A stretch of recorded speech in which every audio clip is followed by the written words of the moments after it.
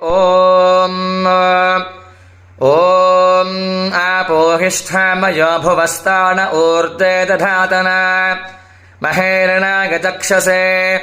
यो वशिवतमोरसस्तस्य भाजगदेहनः उषतीरिव मातरः तस्मा अरङ्गमामभो यस्यक्षगा गजन्वधा आपो जनयथाचनः ॐ आप्यायस्व समेतुते विश्वतः सोमवृष्टियम् भवावाजस्य संगधे तधिक्रावण्णोऽवकारुषम् जिष्णोरश्वस्य वाजिनः सुरभिनो मुकाकरत्प्रण आयोगम् शितारिषतो ॐ मधुवातारुतागते मधुक्षरम् दशिन्धवः माध्वेर्णः सन्त्वोषधीः